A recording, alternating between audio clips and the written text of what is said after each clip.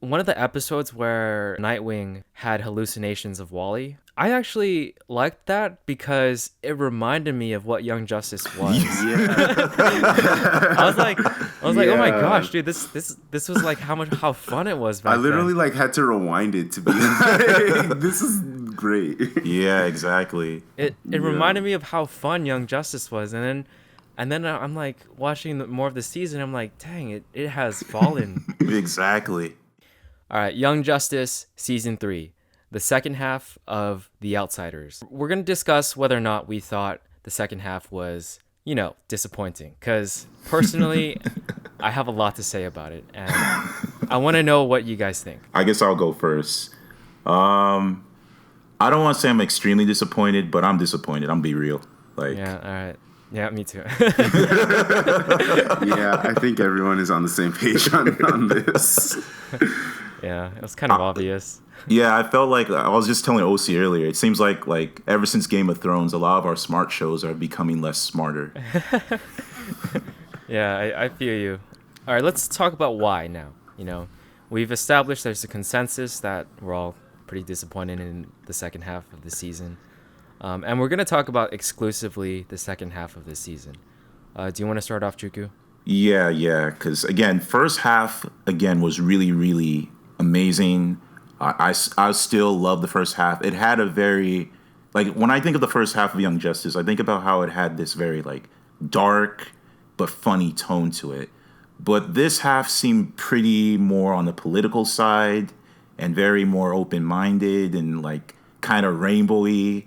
Not to smack on Violet's character, but as far as where it begins for me, where I start having problems is like I separate them all in arcs, right? So like episodes 14 and 15, that's like what I call the aftermath arc.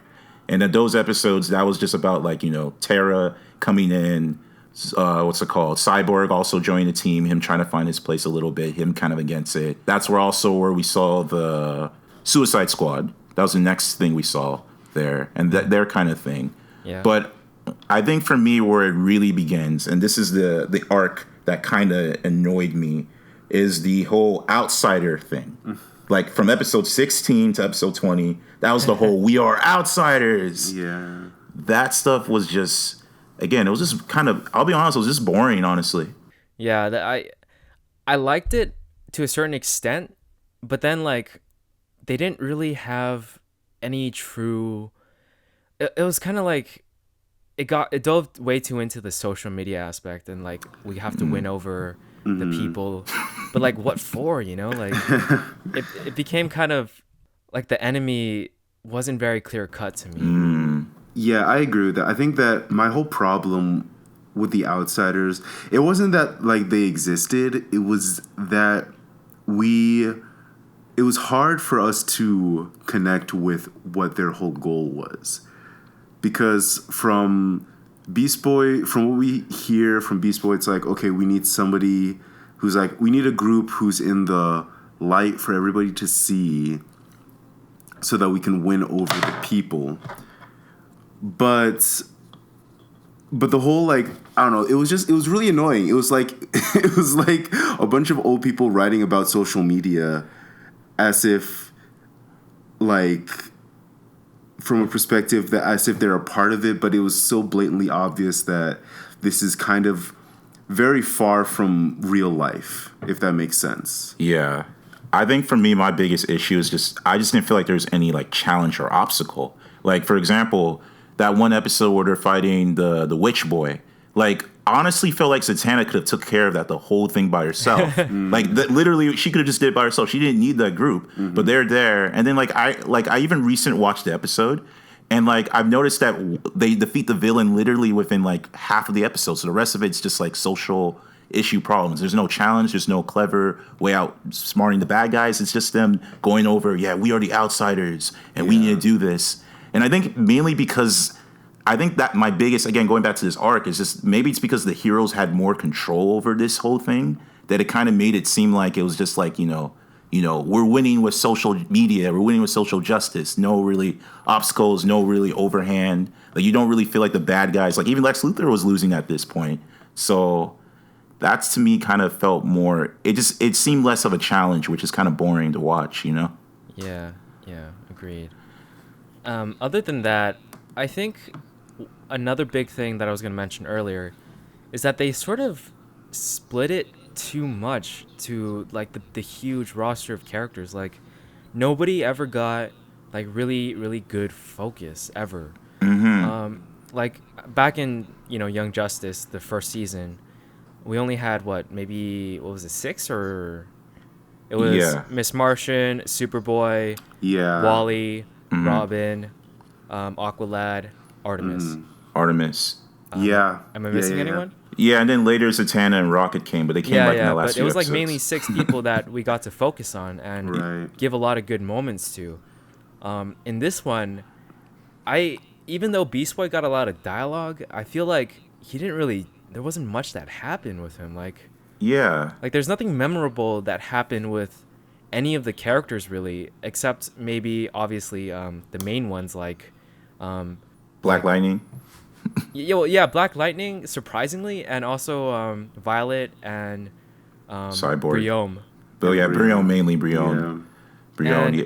and these characters we didn't have too much of a connection with from the past seasons. I'm true. fine with Brion, and I'm fine with Violet as well, and I'm fine with Black Lightning. It's just I don't think that they built Black Lightning up enough to make him the leader of Oh yeah. the Justice League. Yeah. Like to me, that was kind of like, where did that come from? Yeah. Yeah, that And- was just too random. Brion killing the guy, I actually didn't mind that. I thought that was the most interesting part of the season up until that point. But then they kind of threw it away when they introduced the fact that he was being kind of mind controlled. Yeah. Yeah. Yeah. I definitely thought that was like interesting. I kind of wish they didn't make him mind controlled because then it would have been an actual conflict. But now it's like, oh, we're gonna figure out he was mind controlled and we're gonna accept him back probably. Oh. Yeah. Yeah, that's Yeah. the acceptance thing. I don't know. I think it was just really jumbled. This whole second half of this season was just there was so much stuff going on. There was like 3 or 4 different teams of heroes that we had to like pay attention to and follow. And in the end it was like what exactly happened? Like what was the whole point of everything that we just watched? Yeah. And then my next problem too, other than because this goes back to because that was the outsider arc, but now to the what we call the anti-life equation, which is the main thing. And you know how you know it's the main thing? If you notice every initial of the episode, it's pronounced it all pronounced prepare for the anti-life equation. Like literally. Really? Yeah, like if you look at episode 1, it has a P, and then episode 2 has like a R, and like if you spell it out, it says prepare for the anti-life equation. So this was the main meat of the episode, right? But I see that actually. That's cool. So that was like, yeah. Oh, what were you gonna say? No, I see it. Like I'm looking at the titles right now, and it's true. Yeah. It spells out prepare for the anti-life equation. Yeah. So that's like the whole meat of the episode, right? Or the whole meat of the season. But like that arc really was from like episode 21 to 24. And my big disappointment, and that's when things got interesting because, Black Lightning figured out the whole like, oh, Batman's behind the whole, or they figured out the whole secret teams and stuff like that. And you realize that Dr. Jace is really, really like a bad woman, which I kind of had my suspicions, but, at least we got to figure out what they're doing. But my big disappointment with that arc was like, so basically, she finally gets to control the Justice League, and she gets the whole like she has Violet, which is the most OP thing, And then nothing happens. nothing happens because literally, if you think, because the whole Beast Boy and Cyborg thing that was going on at the same time. So basically, she gets the whole power, and then 2 minutes later, Cyborg comes in, and all this stuff, and I don't know. I just felt like, especially that episode where Cyborg realizes how to use his powers. Like, if they spend more time with Cyborg, that would have been more of an interesting moment. But it just came off like it kind of reminded me of the ending of Teen Titans where Cyborg was fighting against Yeah. Was it Brother Blood? Brother Blood, Oh, and he's yeah. all like, "Oh, you don't have to control me. I got the power." And all of a sudden, he just overpowers everyone. And I'm just like, what? I don't know, man. When I watched that when I was a kid, I loved that. Like, that was beautiful then, Yeah. but like this, it just felt like it just came out of the middle of nowhere. Yeah. And it was just kind of like, okay. And then they just solved it like that. That was the anti-life equation thing. That was the whole thing. Yeah, like, because even in season 1, when they took over everyone's mind using the magical nano device, at least we got to see some interactions of the Young Justice team fighting the Justice League. And Yeah, I thought we were gonna have that again, but he just like wasted it. yeah, it just happened so fast. It was like they were rushing a lot of things, but at the Yes. same time, the things didn't have like that much substance to begin with. Exactly, Yeah. and that's my another thing. I felt like there's so much teasing. Like, for example, that episode after that, you have the guy who's like because of Cyborg and Violet, and he says, "Oh yeah, Darkseid is coming," which we know Darkseid's not going to come this season, but they tease that in there, and I'm like, why tease that in there? Or like how.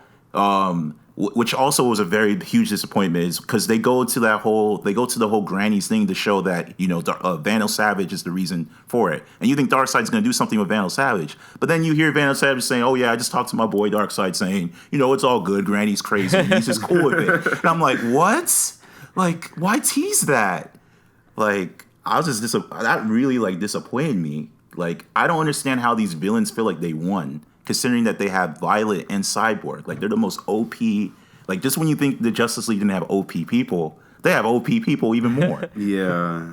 Yeah, Cyborg went from like no presence to like, oh, saving the day immediately. Yeah. Yeah. There's no build up. Literally. No build up. Literally. Yeah. No build up. And then I kind of also didn't like that, like, what they did to Aqualad. Like, I mean, if they established that Aqualad was gay in the beginning of the season, I would have been more forgivable. But then, just again, out of the blue, he's now gay. It's like, what? Yeah. Like, I think, and you also reminded me that there was all the previous story around Aquaman was like his love for Tula. And like that was a huge motivating factor and a drive for a large part of the show. And then now it's kind of just like, what are we doing with the characters? Why are we changing them up so drastically? For what reason? And yeah, and then like the whole like Lex Luthor like intentionally making him more like Trump like. It just really like every time it just took me out of the show. Like I can't take it. I can't take you seriously, especially when it's like the whole social commentary that I think they were trying to do completely overshadowed any substance that the show had like previously established. yeah, definitely. Especially now, Violet. It's even started. Yeah, even episode 14. That's when Violet even said, "Oh, I'm not an identity. I can be whatever I want." And Yeah. They just threw that in they there. threw that in. Like in the middle of a conversation. She's like, "Oh yeah, I don't know if I'm a girl or a boy, just so you know, but let's get back to the mission." I'm like, why did you talk? Why did you have to mention that? I don't understand. Like, this isn't even the situation. Like, you're in the middle of a team thing. It just seemed odd. Oh, to be honest, I kind of missed like some of those things. I didn't really pay attention to like that. But I can see it now that you're mentioning it again. Yeah. It was just, I don't know. It seemed just like there were like throwaway things here and there. But I think that for whatever reason, this second half of this season focused so intently on social commentary. It seemed like that was their main goal. It was like we need to like address these like key messages that are like hot topics in this current day and age. But it was very much out of place. Considering everything that like has built up to this point. Exactly. It just seems so out of place that like, oh, all of a sudden we're talking about this, even though this hasn't really ever been an issue in the Young Justice world. And then like the obvious like Lex Luthor is Trump is Donald Trump, and I was like, Yeah. we get it. Donald Trump is bad. Like we don't need to like have this constant. And every time it was just like, it was distracting. I think, and see, it I see. didn't lend to the storytelling. Yeah, yeah. I mean, coming from a person who is oblivious to a lot of the social commentary, like I didn't. Besides the social media thing, I didn't relate it that much. Like I didn't relate Lex to Trump. Uh, I could see it definitely, Yeah. but Yeah. I didn't think that they were going for that. But I guess they were. But I think they had him like say some like verbatim quotes. yeah, yeah. Oh wow! I didn't even Like, think of what that. was it, like fake news or something? there Yes, was a whole he did fake- said fake news. I just remember that. Yeah, I remember that. I definitely remember that. But like for the most part, even though I didn't think of it as social commentary, I still thought a lot of it was kind of pointless in the end. Yes. And Like it didn't even build up to anything. yeah, I just really wish they gave everyone their moments more. Like Yeah. moments where it was like, okay, so and so is not on the team mission this time because Static is trying to cheer up Jefferson, Black Lightning, and stuff like that. They didn't even have dialogue. Like we didn't even get any character moments. Yeah, between them. that's Yeah. true. Yeah. I'm Well, like, if they're gonna do that, they have to do some character moments. It's just a waste to just show us, you know. that is true. That's true. Although, see, that I'm debatable because it's like part of me does like when there's silence because there's a lot of things you can convey with silence. So there is some stuff like that I do like, but I felt like I agree with you because like even with Tara. Like until like a certain episode, I was like, "Does Tara not have a voice actor?" She was just like quiet most of the time. They're like, "Oh, I know you had a past trainer," and she's just like quiet. And I'm like, well, "Okay, like did she just not know how to talk?" Or even with what's his name, the other Robin, Tim. Tim. There we go, Tim. Tim like barely speak this part. Like I don't remember a line from Tim. This whole thing, he was just quiet. I think the whole first thing. episode he spoke. This arc of this Not part. no not this. I'm pretty sure he spoke once. I know Like, he spoke in the first half for sure. I remember that. Yeah. But this part for this half, I did not hear his voice whatsoever. So I was wondering, is he just quiet? Like, Yeah, is this- it basically seemed like they were trying to go low production or something. Like yeah, at certain parts, even some of the scenes were where they just did like collages or whatnot. yeah, exactly. A lot of those collage scenes. I was not a fan of them. I know that they're trying to save time or save money or whatever, but as a fan, you kind of want to see the fight happen. Exactly. Like I felt like because of those collages, we had less, like you said, less action. There was less. I feel like there was less action this season on this part too. Like I don't remember it being more. Like if you compare it to other two season finales, there were way more action packed. These ones were just like what was it? The episode before the season finale, we have the Artemis going over Wally, which is cool and all, but it's like when did Artemis didn't seem like she had a problem with Wally, but all of a sudden she does. So that seemed kind of like it was a cool fan service moment, but it kind of didn't really feel like I needed to be there. And then we just have that whole Terra betrayal thing, and that was like our last action. And then you just realize that Brion is controlled, and that was it. And I was just like, I mean, last season we had the whole them fighting fighting the Reach, or the season before that they're fighting the Justice League. It's just, I don't know. Yeah, it doesn't compare basically.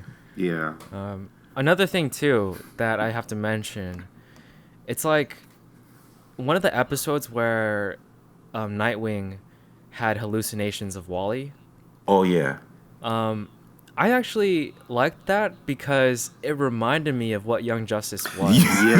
I was like, oh my Yeah. gosh, dude, this was like how fun it was back I literally then. like had to rewind it to be like, this is great. Yeah, exactly. It reminded me of how fun Young Justice was, and then I'm like watching more of the season. I'm like, dang, it has fallen from where it once was. Exactly. Like- Exactly. And they were reminiscing on season 1. Even season 2 had like so many great moments. Exactly. It's so hard to say that about this season, at least the second half. Yeah, I agree. My only question now I have is like, so Black Lightning's whole idea is that they can't hide secrets anymore, but I'm curious how that's going to happen because with the whole Artemis Wally thing, they hide the secret that basically there was no magic. It was just McGann using her telekinesis. So is that going to be revealed again, or? No, they're probably not talking personal secrets. They're probably just talking like public secrets, like hiding Yeah, groups but I and think whatnot. I don't know. I just like maybe I'm just a Batman fan too much. But I'm like that's the stupidest way that you can go. Obviously, of course you need to be like secretive from the public if you're a team of superheroes. Like the public doesn't need to know everything that you're doing. And the fact that like Batman was getting so much like Flack. hate. Yeah, he was getting so much flack for like just normal like obviously this is how we keep our operation moving. I don't know what you guys want from me. I feel like at the end he was just like, you know what, let's just try it your way. No, Batman didn't say he was going to do it. He said Batman Inc. Yeah. Keyword Batman Inc. He's still gonna be himself. So. But I just like when they kept like, dang, I was just like, leave Batman alone. He's doing it the right way. You guys just suck. I don't know. No, that makes sense though. It does when you say it, you know. Yeah. The whole like the philosophy that using the outsiders and social media to like get the people on their side is the way to do it. It doesn't connect. Like it doesn't really, because like even like in our day and age, so say that like as social commentary, in our day and age, like social media, we recognize as like a small percentage of the population.